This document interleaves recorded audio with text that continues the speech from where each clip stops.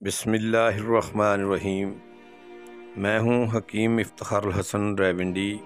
آپ دیکھ رہے ہیں میرا یوٹیوب چینل جس میں اہم ترین معلومات ویڈیو پیش کی جاتی ہیں۔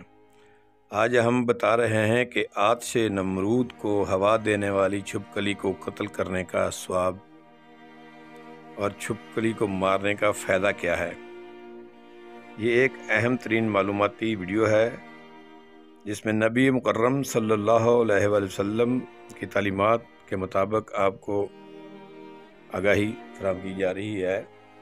حضرت ام شریک رضی اللہ عنہا سے روایت ہے، رسول اللہ صلی اللہ علیہ وآلہ وسلم نے چھپکلیاں مارنے کا حکم دیا۔ آپ صلی اللہ علیہ وآلہ وسلم نے فرمایا کہ یہ حضرت ابراہیم علیہ السلام پر نمرود کی جلائی جانے والی آگ کے لیے پھونکے مارتی تھی۔ اس روایت کو امام مسلم نے بھی بیان کیا ہے، جبکہ امام نسائی نے بھی، ابن ماجہ نے بھی سفیان بن عینیہ کی حدیث سے انہی کتب میں نقل کیا ہے۔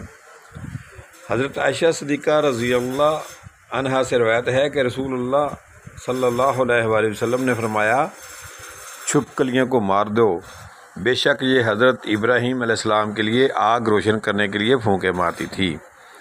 ایک عورت حضرت عائشہ صدیقہ رضی اللہ عنہا کے گھر آئیں تو دیکھا کہ ایک نیزہ وہاں نصب ہے۔ اس عورت نے اما عائشہ صدیقہ سے پوچھا کہ یہ نیزہ کیسا؟ تو اما عائشہ صدیقہ رضی اللہ عنہا نے جواب دیا کہ ہم اس سے چھپکلیوں کو مارتے ہیں۔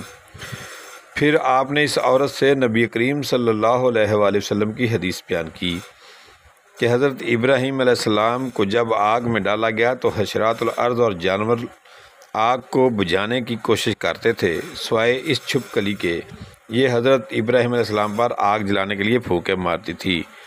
اس بات سے واضح ہو گیا کہ نبی کی شان میں گستاخی کرنے والے کسی بھی نسل کو کسی بھی صورت میں اس کی نسل کو بھی بڑھنے سے روکنا چاہیے، اور اس کی خبیث نسل جہاں ملے اسے مار دو۔ تو لہٰذا نبیوں کی شان میں گستاخی کرنے والوں سے کوئی ہمدردی نہیں رکھنی چاہیے۔ حکیم افتخار الحسن راولپنڈی۔